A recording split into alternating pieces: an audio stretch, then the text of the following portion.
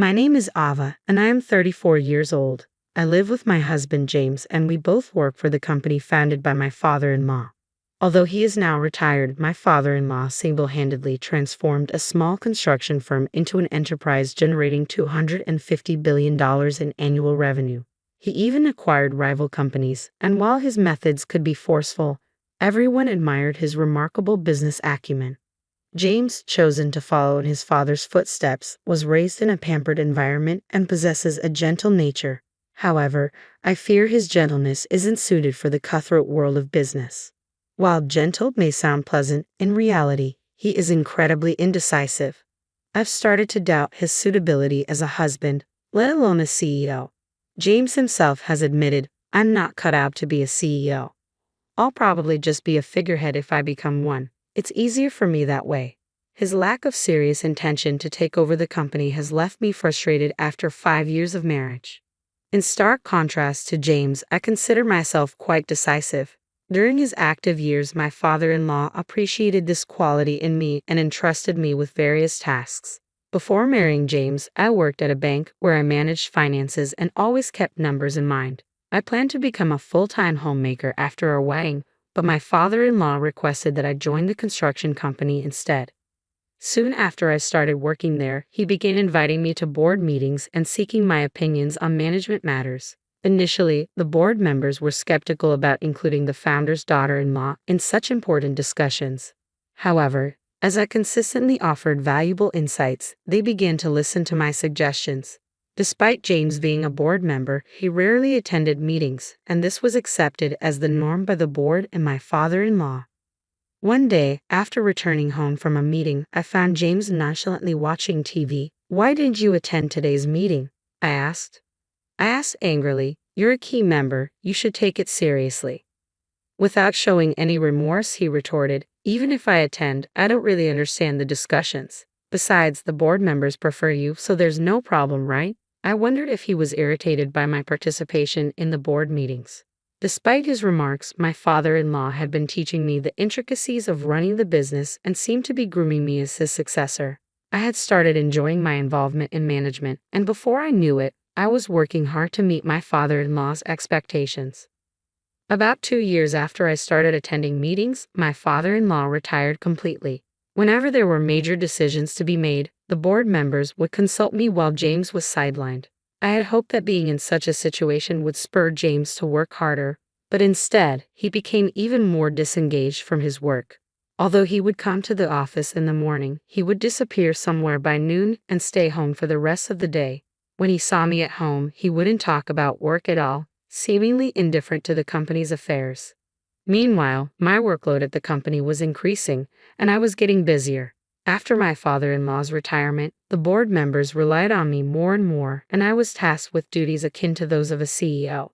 Given that we were a large company with many employees, I was committed to increasing sales and profits for the sake of our workers. With the hard work of our employees, our sales began to grow. I found running the company more interesting and became more engrossed in my work. Conversely, my husband James seemed to be losing interest in his work, and his appearances at the company began to diminish. The conversations between us at home lessened, and our relationship became increasingly tense. Around that time, our lives took a different turn. James came home and casually mentioned, "I ran into your sister Megan today and we had lunch together." Megan, 2 years older than me, had just divorced about 6 months ago due to her infidelity. This led to a big commotion when her enraged husband stormed our parents' home. My husband James went to my parents' house to calm down Megan's husband in my place as I was busy with work. With his gentle upbringing and calming personality, James managed to convince Megan's furious husband to leave for the time being. Later, Megan told me, "Your husband is really something. He handled my raging husband so effortlessly." She praised James. Megan's husband, in his anger, must have been disarmed by James' calm and easygoing demeanor. Megan was able to divorce her husband after paying alimony, but since this incident, she seemed to look at James differently. Until then, she had thought of James, who was not particularly attractive and quite indecisive, as just a rich, pampered son. After the incident, she seemed to believe he was a respectable business owner. Now single after her divorce, Megan probably saw James as a great catch, given her love for wealthy men. However, I, engrossed in work, couldn't imagine such a thing. Of course, my sister wouldn't have known that James is just a nominal executive who doesn't actually manage the company. Megan's ex-husband was an elite employee of a foreign company. At their wedding, she had bragged to me, "My husband is an excellent employee with a high salary, and on top of that, he's handsome. You're jealous, aren't you?" Her ex-husband was handsome, smart, and carried a stylish vibe. I couldn't understand why she would cheat on such a wonderful husband. 3 months after hearing from James that he had lunch with Megan, I returned home to find James unusually serious. "Ah, I have something to discuss," he said. It was the first time I had heard such words from him, and I had a bad premonition. With my heart pounding, I waited for him to speak. "Actually, Megan is pregnant with my child, and I want a divorce." I was shocked by the request for a divorce, but even more surprised to hear that Megan was pregnant. At a loss for words, I listened as James continued. "Megan is planning to come over on our next day off to discuss this, so I'm counting on you." Stunned, I asked, "So you want to marry my sister?" With a troubled look, James responded, "It's not that I want to marry her, but if she's having my baby, I guess I have no choice." I sighed at James' typical indecisiveness and replied, "Well, if she's carrying your baby, I suppose it can't be helped. Let's discuss this when she comes over." It seemed like my husband and I couldn't make any decisions together, so I decided to meet directly with my sister to figure things out. Even though I had already made up my mind to divorce, I thought I needed to consult my father-in-law about the company's situation. As the daughter-in-law of the founder, I was involved in running the business, but if I divorced, I would become a stranger. The next day, I went to my in-laws' house and told my father-in-law exactly what my husband had said. My mother-in-law, who was present, was thrilled at the news of her son having a child but quickly quieted down when glared at by my father-in-law. She seemed more concerned about her grandchild than the company's management. After some thought, my father-in-law said with a smile, "Ava, I want you to continue to be involved in the company's management as you have been. I don't care about James. I'll take the responsibility, so let him do what he likes." It seemed that my father-in-law valued the management of the company more than his son or grandchild. Even though he had retired, he still had a strong voice in the company, and since he held most of the company's shares, no executives would go against his will. I was also interested in my work and reluctant to give it up now. With my job settled, it was time to discuss the future with my sister. On my day off, my sister came to my house with a big smile. "Ava, it's a pity you couldn't have a baby. I'll give you plenty of consolation money. Please leave this house immediately," she said with a triumphant air.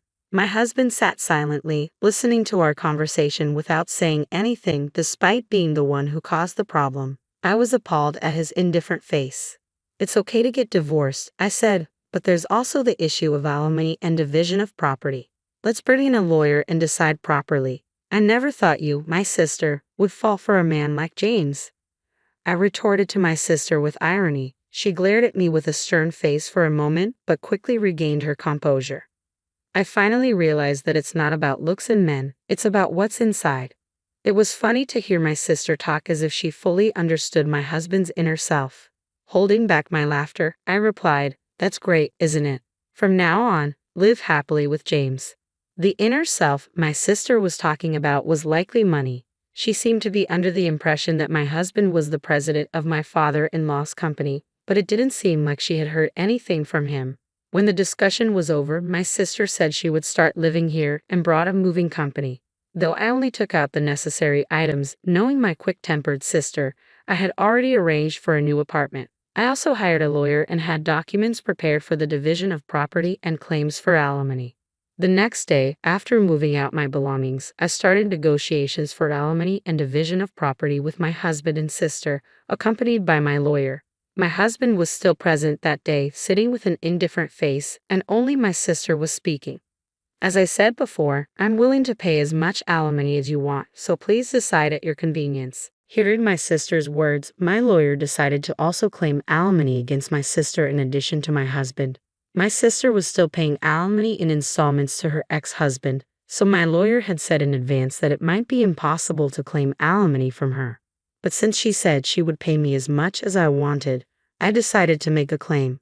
When it came to negotiations about the division of property, my sister excitedly said, This mansion is originally James's family's, so it shouldn't be part of the division of property, right? The lawyer answered my sister emotionlessly. This building and the land belong to the company, so it's up to the company to decide. Even my husband seemed surprised by this. Is that so? I thought this house was Dad's, he said casually. My sister, on the other hand, was taken aback and attacked the lawyer. Wait a minute, so does that mean I can't live in this house? The lawyer responded in a businesslike manner. Since it's company property, you can continue to live here if the company allows it. At this comment, my sister seemed to breathe a sigh of relief. Oh, you should have said that earlier. It'll be fine since James, the president, will be living here.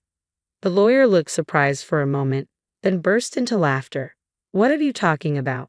Ava is the president, not James. Seeing my sister, who was planning to remarry my husband yet didn't even know that fact, made me laugh.